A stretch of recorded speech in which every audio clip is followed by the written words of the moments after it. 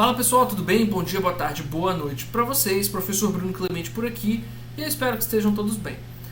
Gente, o negócio é o seguinte, conseguimos fazer então o nosso formulário, colocamos os parâmetros de busca, capturamos esses campos da tela, né, o nome do campo e o valor. Agora a gente chega no momento que a gente queria. É o ato de falar, olha, estou no meu front-end, estou aqui na minha máquina, mas eu preciso mandar uma instrução para o back-end. Então é agora que a gente vai ver como é que a gente faz esse envio dessa instrução. Vou compartilhar meu código aqui com vocês. E aí aqui nós chegamos nessa parte do código, pessoal. O comando fetch é o comando que a gente tem para fazer isso. E o fetch ele tem duas informações como parâmetro. Olha, o primeiro parâmetro é uma URL de destino, ou seja, é uma página nova que eu estou acessando, vamos dizer assim. E o segundo parâmetro é um objeto literal.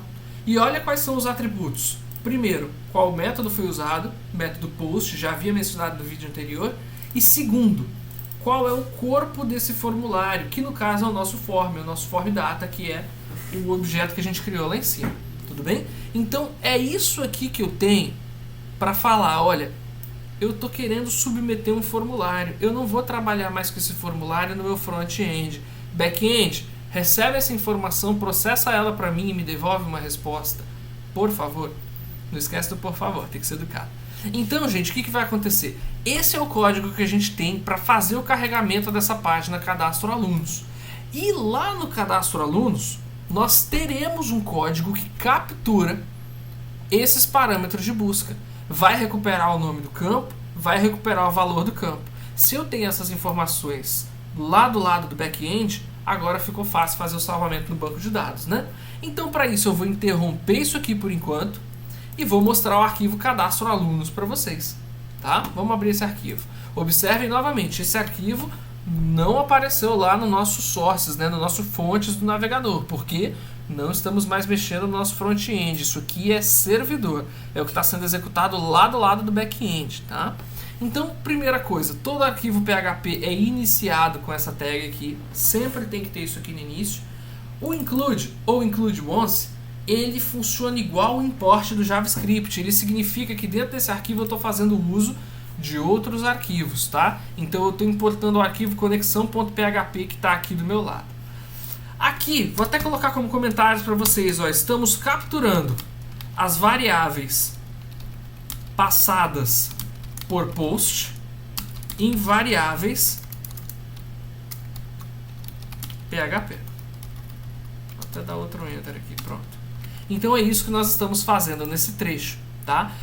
Declaração de variável no PHP. Ao invés de escrever var nome aluno, eu coloco cifrão nome aluno. Essa é a forma de declarar variáveis dentro do nosso PHP, tá? Lembra, gente, atenção, troquei a linguagem de programação, tá? Não estou mais codificando em JavaScript. Estou no arquivo .php, estou codificando em PHP, é outra linguagem de programação. Cifrão underline post é a forma que você tem para acessar dados passados por post. E a gente acessa como se fosse um vetorzinho aqui, ó. Acessa, abre chaves, fecha chaves. O parâmetro das chaves deveria ser a chave por quem eu estou procurando. Lembram lá que eu passei dois parâmetros? O parâmetro na posição 0 e parâmetro na posição 1, dos quais eu mencionei que parâmetro na 0 era o nome do campo e o parâmetro na 1 era o conteúdo. Então agora eu dou o nome do campo e eu recebo o conteúdo. Quer dizer que no momento que eu falar que eu estou buscando do post o atributo chamado INNome, se eu escrevi Sofia, ele tem que me retornar Sofia. Eu pego isso e faço o quê? Armazeno na variável PHP nome aluno. Salvei o nome Sofia. E eu vou fazer a mesma coisa para o IN altura e a mesma coisa para o IN peso, pegando os dados da Sofia. Tá bom? Segunda coisa que nós vamos fazer, criar, ou criando, né, no caso, a string com o SQL. Tudo bem? Então aqui eu vou dar um enter para vocês enxergarem melhor esse código, tá? Depois eu volto. Observem que isso aqui é um comando insert normal. A dica, inclusive, que eu dou para vocês é o seguinte, pessoal, nem codifica o SQL no JavaScript, não. Vem no teu workspace aqui, no seu workbench, desculpa, faz o código insert aqui, insert, to, e coloca as informações, testa, garante que esse comando insert funciona, se certifica de que funcionou e rodou, Ah, se funcionou e rodou, ele é um código válido. Agora eu pego tudo isso aqui, dou um Ctrl C e venho aqui e crio, ó, variável SQL, recebe, bota as aspas e cola o seu código aqui dentro. Beleza? Assim você vai ter certeza de que o comando que você está colocando no seu PHP é um comando SQL válido, que você sabe que funciona porque você já rodou no banco de dados e funcionou. Beleza? A única diferença é que nós vamos fazer o seguinte: lá no SQL provavelmente você ia colocar aqui, né? Sofia, ia colocar aqui a altura, ia colocar aqui o peso.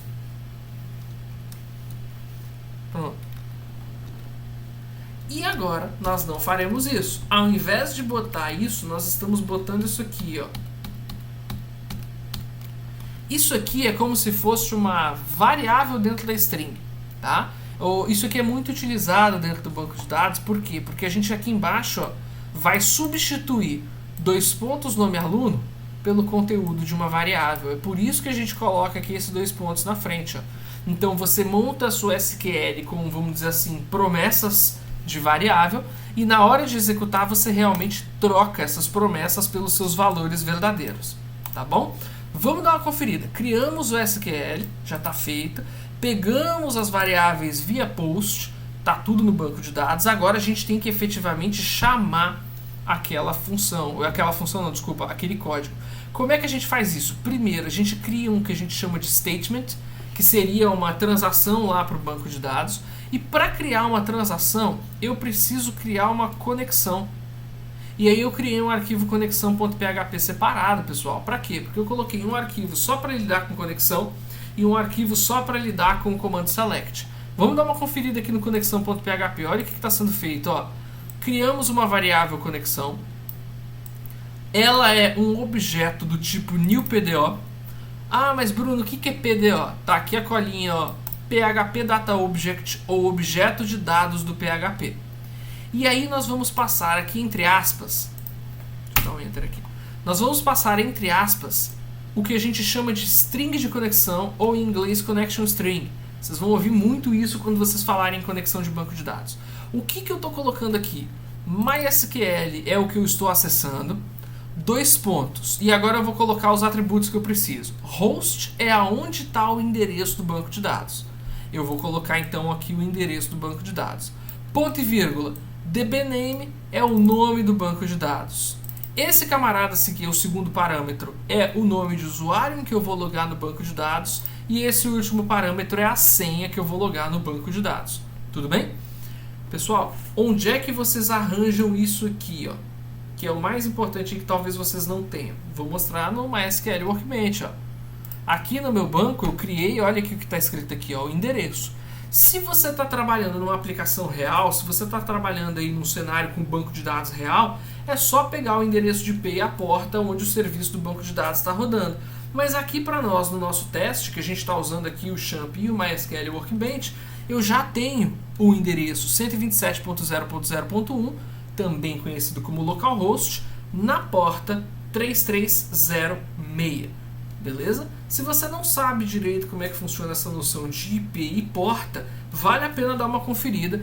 Inclusive, eu tenho vídeos sobre isso no canal, nas playlists de redes de computadores. Não sei se está em redes 1, redes 2, redes 3, mas de qualquer forma eu trabalho com IP e porta lá. Tudo bem? Então aqui nós já sabemos qual é o nome do nosso banco, qual é o usuário, a senha você precisa saber, é claro, e qual é o host aqui. Então a gente monta a nossa string de conexão, tá? Depois passamos o usuário e passamos a senha. Vamos colocar isso aqui num try-catch, que já foi estudado na disciplina. Se você perdeu, confere alguns vídeos aí anterior.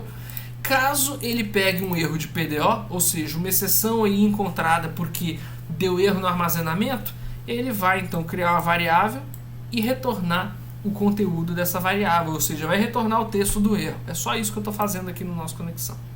Tá? Então agora que a gente fez tudo isso, vamos voltar aqui. Vamos criar lá o nosso conexão. E vamos chamar aqui o prepare, que é o ato de preparar uma transação. A gente passa como parâmetro quem? A própria SQL. Então aqui é como se eu estivesse carregando a SQL e estou preparando ela para disparar ela para o banco de dados, vamos dizer assim. Feito isso, agora que a gente já criou um statement, a gente já criou a transação, vamos dizer assim, nós vamos usar o comando bindParam, que significa alguma coisa do tipo fazer a amarração dos parâmetros, trocando toda vez que ele encontrar um dois pontos nome aluno, substitui por a variável nome aluno, que por coincidência ou não, né, tinha justamente o nome que a gente recebeu do JavaScript. E onde a gente encontrar autor aluno, a gente troca pela variável autor aluno, e onde a gente encontrar dois pontos peso aluno, a gente troca pela variável peso aluno. O que eu estou fazendo? Eu estou trocando nesse código de insert, eu estou trocando essas nossas variáveis pelos conteúdos recebidos do JavaScript. Por último, para finalizar, statement execute. Então agora eu estou executando essa transação. Ele vai executar isso no MySQL, vai retornar isso aí, e aonde a gente cai? A gente cai de novo no JavaScript, porque o cadastro alunos.php encerrou, a gente vai voltar para o lugar em que ele foi chamado, que foi o fetch. Tudo bem? Pessoal, eu vou continuar explicando esse código nos próximos vídeos, só para encerrar, para não ficar extenso. Porém, deixa eu só mostrar aqui que deu certo, tá, gente? Vamos abrir o MySQL de novo. Vamos dar um select, deixa eu apagar isso aqui que não estamos usando. Vamos dar um select asterisco foram alunos. Observe que está tudo vazio aqui. Tudo bem? Vamos agora para o nosso exemplo BD. Vamos criar aqui a Ana. Vamos falar que a Ana tem 1.60. Vamos falar que a Ana tem 60 quilos. E vamos clicar em cadastrar. Eu criei aqui, só para vocês verem, no console, só para a gente comprovar se deu certo, ó, dados salvos com sucesso. Tá bom? Só para a gente ver, mas depois eu coloco ele na tela para a gente observar. Vamos ver se mudou alguma coisa no banco? Se eu vier aqui executar esse código de novo, código de aluno 1, nome Ana, 1,60, 60 quilos. Então agora o que eu fiz? Eu via JavaScript, peguei as informações de um formulário na tela, mandei para o PHP no back-end, o PHP criou um SQL, preparou uma transação, preencheu as variáveis com o que recebeu do JavaScript, mandou para o MySQL. O MySQL executou aquele comando insert, devolveu para o PHP, que devolveu para o JavaScript, e agora a nossa inserção foi feita com sucesso. Beleza? Como essa variável aqui foi definida como integer, que é inteiro, chave primária, então não pode ser em branco, e auto-incremento, eu não precisei dizer que o código era 1. Ele entendeu que se não tinha nenhum aluno, primeiro tem que ser código 1. E se eu criar um aluno novo, eu também não preciso passar 2. Ele vai criar isso para mim automaticamente. Então é por isso que eu não estou colocando lá na tela um código de aluno, por exemplo. Tá bom? Então é isso. Eu vou encerrar o vídeo aqui, já ficou extenso. Depois a gente volta e entende quais são aquelas duas últimas cláusulas lá que a gente falou. O then e o catch. Tá bom? Então é isso, pessoal. Espero que tenha ficado claro. Espero que vocês tenham gostado aí dessa experiência de fazer esse procedimento completo, né, simulando aí uma conversa entre o cliente e o servidor. Espero que tenha ficado claro como a gente vai desenvolver as nossas aplicações daqui para frente, ou seja, utilizando o Champ, simulando um ambiente de desenvolvimento, simulando aí um servidor no qual a gente coloca os nossos códigos lá e faz essa comunicação entre o front e o back-end. Tá bom? Qualquer dúvida, utilizem aí a barra de comentários, falem comigo, entrem em contato para quem tem esse recurso, eu vou tirar a dúvida de todos. Pessoal, grande abraço então, bom dia, boa tarde, boa noite para vocês e até mais.